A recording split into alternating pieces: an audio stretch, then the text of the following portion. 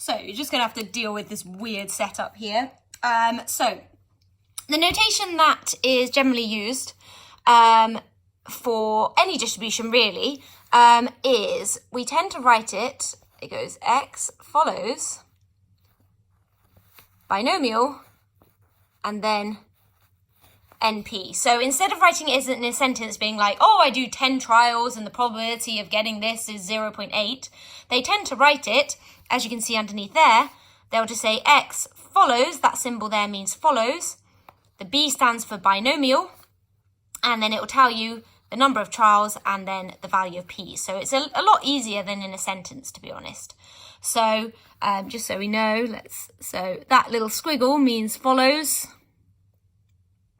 Why can I not spell follows? Follows. And that B stands for a binomial distribution. Okay, so what the main focus of this video though, and why it's set up a little bit differently, is I need to be able to show you how to do this on your calculator. So we have got this distribution here. We have X follows binomial. So hopefully we can see from there that N is 12 and P is a sixth. And if we were asked to find probability X is 2, X is 9, X is less than or equal to 1. Now, of course, we could do this with the formula. That's what we were doing to start with. It's worth being aware of the formula. However, it is, as always in statistics, more expected that you can use your calculator. So I'm going to shimmy my calculator up here as best I can. And so the way we have to do this, we go menu. And this is where you need one of these calculators. If you don't have one, you're going to start struggling. And we go across to number 7, which is distribution. I need to show you so I can type the whole thing in here. There. And you press equals, obviously, to enter it. Now, you can see here there's normal PD and CD. We'll be dealing with that later in the year. And the inverse normal, we'll deal with that later also. The one that we're going to need for today is this binomial PD. That stands for binomial probability distribution. So we need option 4. So we press 4. Now, these two here, you could use either, but for what we're doing, the variable one is going to be the easiest one to use. Later, maybe next lesson or the lesson after, I'll show you the list option. But for now, we select option number 2. Oh, wait, I just went too far there. So option number 2. And then you can see there's X, N, and P.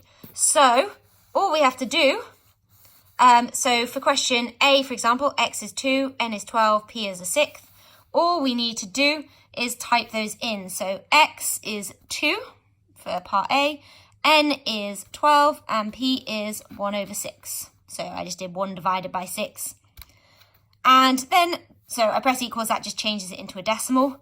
You press equals one more time, and it gives you the probability. So the answer, let's just put that over there sideways.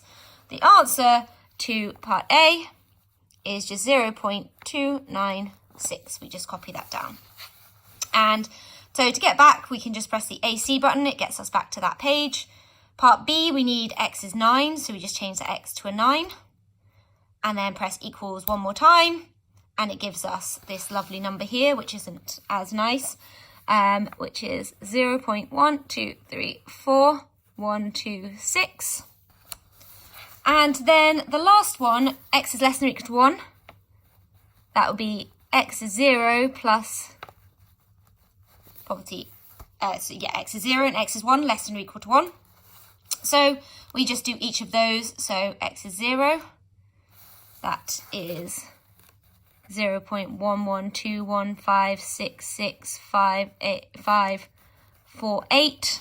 Remember, I wrote down all the numbers there. And then X is 1. That gives us 0.26917597115. You can't see what I've written there, but you're just going to have to cope with that. And then finally, we add up those two numbers. So 0.11215665548 plus 0.26917597115. And we work out the answer. And the answer comes out 0.381 1 to 3 significant figures. So we can use our calculator to be able to work these out. And that is what I'd like you to practice because we are going to have to get used to using the calculator. And as a reminder, so I'll tell you, so to get out of that, you just press menu and then 1 takes you back to the normal screen. So just a reminder, that was menu, then down to number 7, which was distribution, then binomial, so number 4, and then option number 2, and it gets you to that page. All right, off you go. I'll leave you to it.